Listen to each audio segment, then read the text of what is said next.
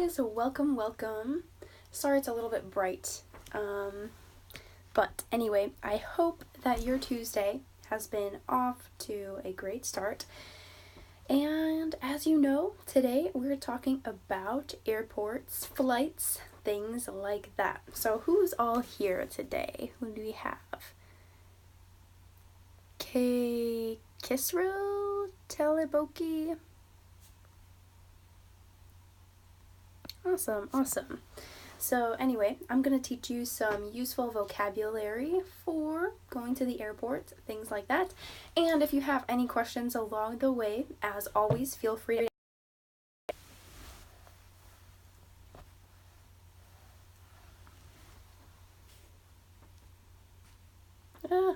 sorry the internet cut out. But as I was saying, if you have any questions along the way, feel free to ask me. Or if you have any comments, that's okay too. So anyway, basically today we're talking about airports.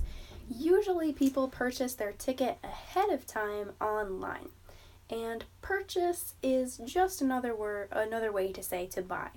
So you can purchase or buy your ticket online ahead of time and then download your boarding pass to your phone. Otherwise, make sure you plan on getting to the airport at least 2 hours early so that you can do all that at the airport. But I've found that it's most convenient to download the boarding pass to your phone. Does anyone else do that too? Hi, Robin. So yeah, that way it's just, you always have it with you and you don't have to worry about losing an extra thing. So you get to the airport about 2 hours early, then you have to check in. Of course, if you already checked in online, you don't have to, but you still might have to check in your luggage. And the words luggage and baggage are interchangeable. You can use either or. They both mean the same thing.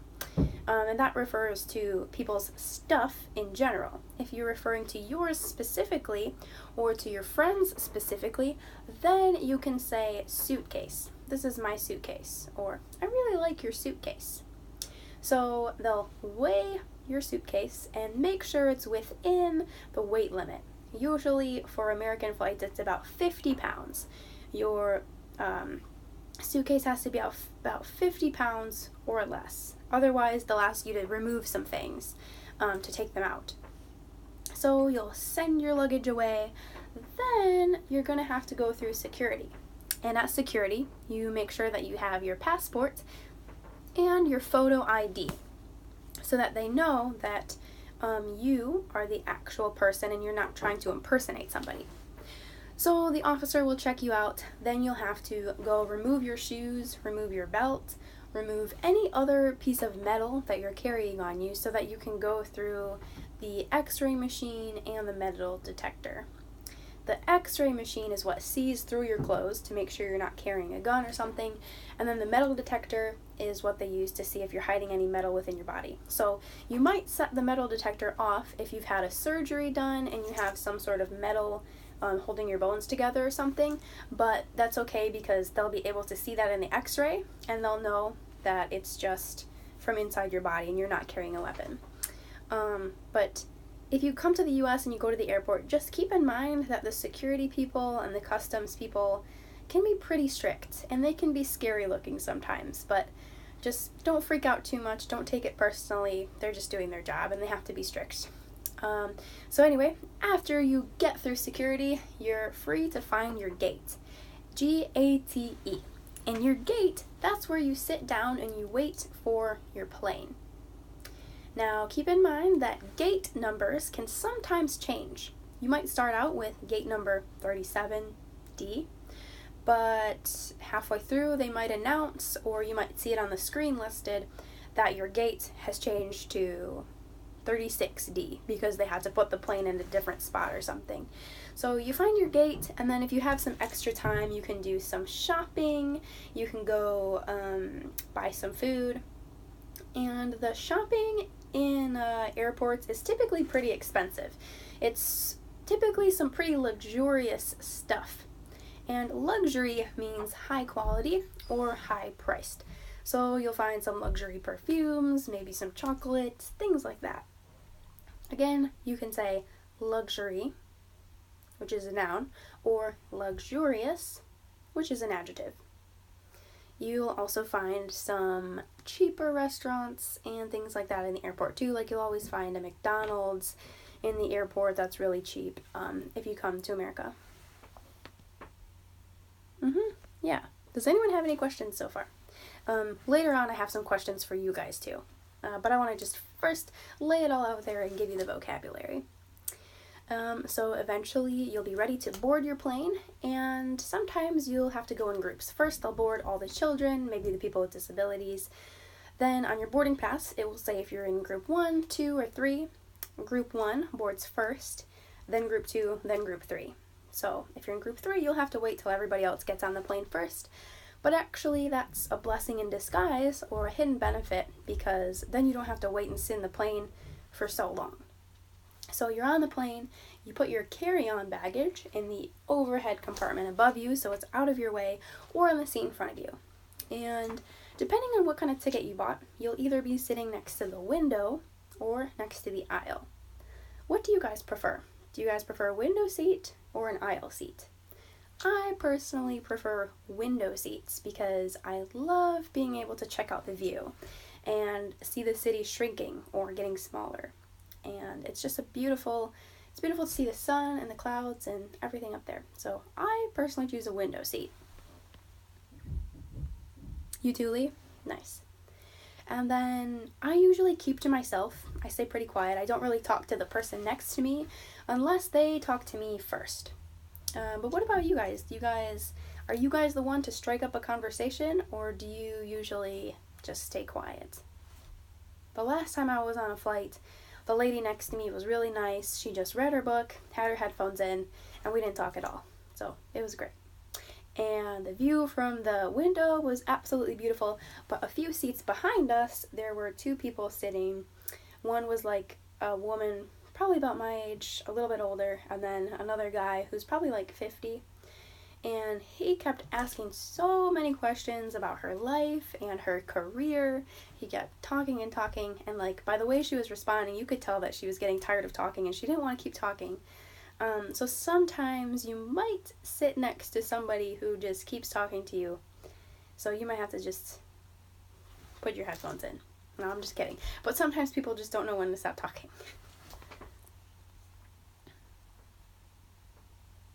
Awesome, great. And if it were you guys, I would love to talk to you guys. Aisle seat is the aisle seat is convenient too. So like if you sit in a window seat and you give up the aisle seat, there's some inconvenience involved. So if you have to go to the bathroom, you have to tell the people to move. But you're right.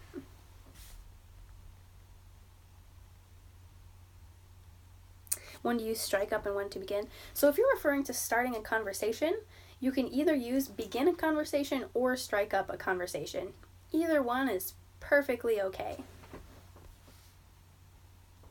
Could the kids order a special meal? Yes, they could, but they have to make sure that it's done ahead of time. So when the parents are buying the tickets ahead of time, they have to make sure that they designate a special meal before they get on the plane.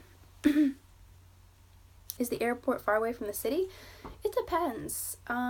Usually it's like 10 minutes outside of the city.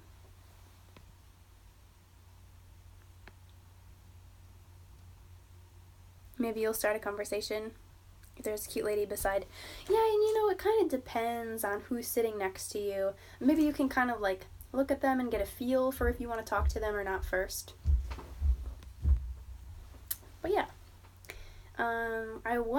Once we were flying to Russia to visit my family, and I was sitting next to this guy from Africa, from Kenya, I believe. So that was really interesting. I was probably about 12, and I don't know how old he was, but it was interesting because we just talked about math the entire time. Like he just taught me about math, but it wasn't boring math. It was like fun math games and like problem solving and stuff. So that was cool.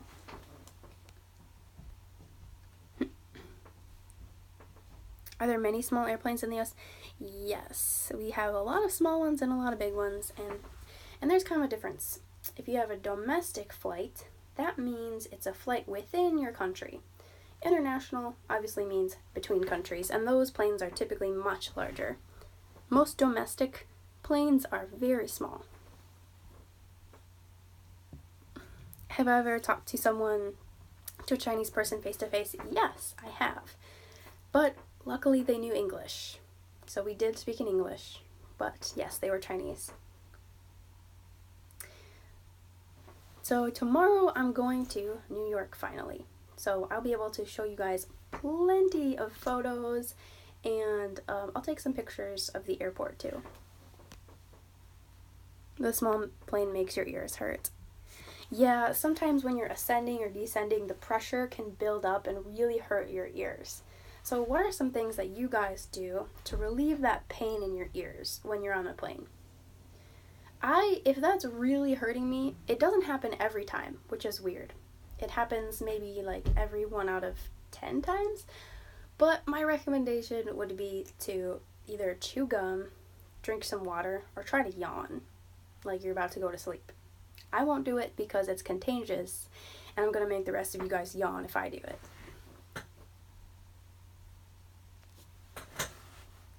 Yeah, well, I'll still be sending you guys pictures, and then I'll be back on Thursday, Nick. Yeah, maybe like chew some candy or something like that. That's a good idea.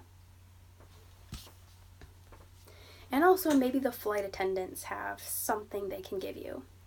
The flight attendant is the word for the person that goes through the plane and they help you out. They used to be called stewardesses, but now we say flight attendant because that covers both men and women. Because nowadays there aren't really any age restrictions or gender restrictions on who can become a flight attendant. There aren't really any weight restrictions either. You just have to make sure that you can comfortably get through the aisles.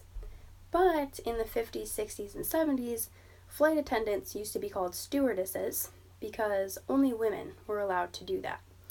And they had to be below age 32. Once they had their 33rd birthday, they were fired. And they had to be under 130 pounds. If they were heavier than that, they were also fired. They also weren't allowed to have husbands. So, those were crazy times. But nowadays, like I said, a flight attendant can be anybody, really, as long as they are able to go through the training successfully and they know all of the emergency procedures of the plane.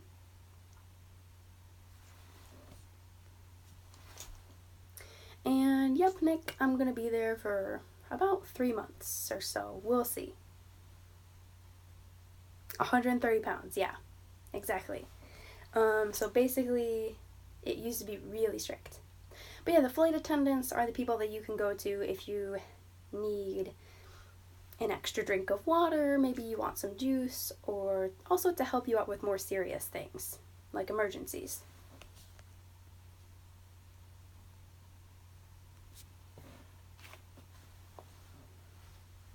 And by the way, if you're in the US, we typically say restroom or bathroom if you have to go.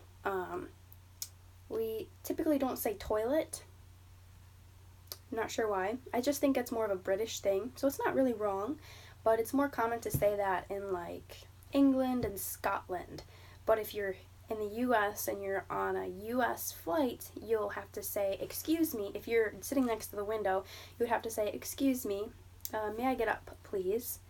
And you don't have to say that you're going to the restroom, but if you did, you would say restroom or bathroom, not toilet. Is it easy to become a flight attendant?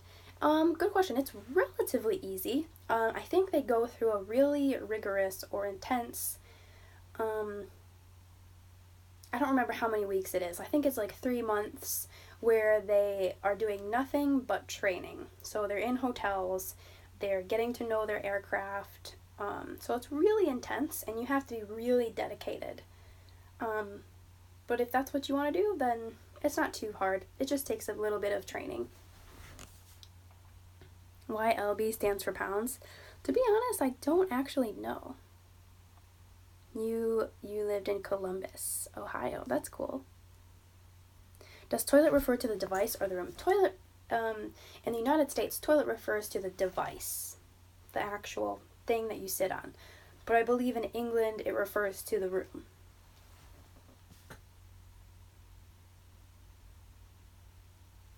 Mm-hmm. Yeah. In China, it's not easy. Gotcha. Is there a lot more training involved or something? So, let's see. We went over flight attendants, airline food. I personally don't mind it at all. A lot of my friends hate plane food, but I just think it's kind of fun. Because you never know what you're going to get, and I don't think it's really that bad. I look forward to it. Also, if you're on an international flight, the flight attendant will give you a special sheet of paper for customs. And on that sheet of paper, you'll have to declare how much money you have with you, if you have any animal products with you, because they want to know what you have in your luggage. Because some things you're not allowed to take. For example, you're not allowed to bring beef or any type of meat product from one country to another. Or like seeds. They don't want you bringing seeds from China to the US or vice versa, because they don't want to mess up the ecology or the natural state of the country. Yeah. What makes me chat with you guys? So I kind of went in, like, when I first started doing this, I kind of did like a whole background thing. But long story short, I hang out with a lot of international people. Like, throughout college, all my friends were international. Like, my best friend is from South Korea. My mom is from Russia. And when she came here, there wasn't like technology like this. So it was like really hard for her to transition to American culture. So I just think it's really important to be able to practice. And I want to help you guys out in ways that, like I still help out my mom, but like, I just want it to be a smoother transition for you guys with the English. And plus it's just fun. Like, this is so fun. Like, I love doing this. Declare and say, what's the difference? So to say obviously means to talk. To declare, in reference to customs and being on an airplane, to declare means basically to list on the paper what you have and what you're bringing. Ugh, you had a very, very busy day. Well, just take some time and relax, Grace. We'll have some more fun talking about airports for the next few minutes. Glad you're here. Okay, so you've written everything down on your declaration sheet, and then you arrive at the airport, and again, this is for an international flight. When you arrive, you'll have to go through customs, and like I said earlier, if you're going through customs in the United States, don't get too freaked out, but it can be kind of scary, because the officers can be really, really strict, probably not smiling. It might seem like they're yelling at you, but yeah, it's kind of annoying. But just go through, just show them your passport, stay calm, just tell them the truth. They might be asking, so why are you coming to America? And they might like stare at you like this. But just don't get scared. Some of them are nicer, but usually they're very serious and they're like, so why are you here? But just tell them, hey, I'm here for school, I'm here for just a vacation, or whatever you're there for. And then they'll ask you, like, if you have, maybe you have bringing some sort of, I don't know, souvenir. So they might say, like, so why are you bringing this thing or that thing? So they might ask you a bunch of questions, but don't let it freak you out.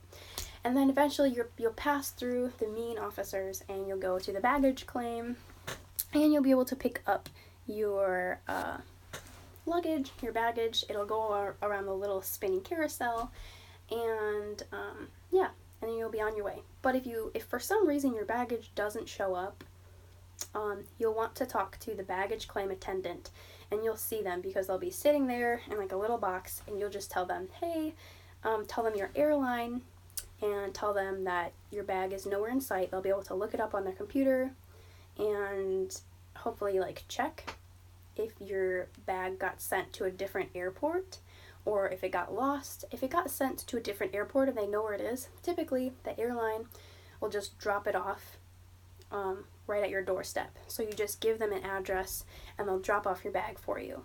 If it completely got lost or if it got completely destroyed or something, then sometimes the airport can reimburse you. And to reimburse means they'll pay you back for the cost of your luggage.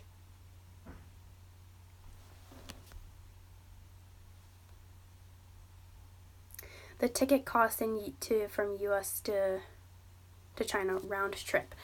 So Robin, in that instance, you'll say round trip ticket instead of round way. The ticket cost, I believe the from US to China round trip, it's really expensive. I think it's like $2,000 or so, depending on where you're flying from, and like which part of the US and which part of China.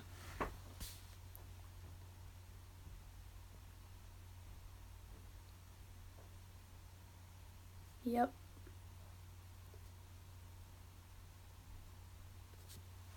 Yeah, but don't get too nervous, Grace. Also, if you ever end up taking an actual flight somewhere and you forget what to do or what something is called, you can just ask me and I will tell you. What kind of fish? They're regular goldfish, just regular orange fish. 8,000 miles away. Ooh, jeez. The Earth is huge, isn't it? That's awesome. Yeah, so basically you'll land, you'll go through customs, you'll find your baggage. Normally everything will just run smoothly. So I'll give you a quick summary. So you buy your ticket online, you download your boarding pass to your phone, you get to the airport 2 hours early, you find your airline to check in your baggage, you give them your baggage, then you just head to security, you get to take your shoes off, you go through a machine, then you go find your gate, which is where you're going to be boarding the plane. After that, you can relax, you can sit there and read, or you can go shopping. You'll board your plane, you'll just sit there, the flight attendants will tell you everything you need to do. You just wait, grab your stuff, exit the plane, and then if it's a domestic flight, you'll just find your bag, but if it's international, you'll just stand in line, have them check your passport, then check your bag, and then you're free to go. So that's basically it. And I think I forgot to tell you guys that in the US, the signs in the airports are in both English and Spanish. We don't have any Chinese on the signs, but lucky for you guys, you would survive because you already know how to read English, so you would do just fine. And the reason we have Spanish written underneath English is because we have a lot of Spanish speakers in the US. We have a lot of people from like Mexico, Puerto Rico, like we border Central America and South America, and most of those countries speak Spanish, except for Brazil, where they speak Portuguese. And then Canada borders us in the north. They speak English as well, so pretty much English and Spanish covers mostly everybody. Because it'd be hard to write out the signs in like 10 different languages. But in my QQ groups earlier, some of you guys were saying that at airports in China, the signs are in like English, Chinese, Japanese, Korean. I think there was one more. I can't remember. Also, by the way, I have another question for you guys. Hopefully you can help me clear this up. But I know in China, like a variety of different languages are spoken.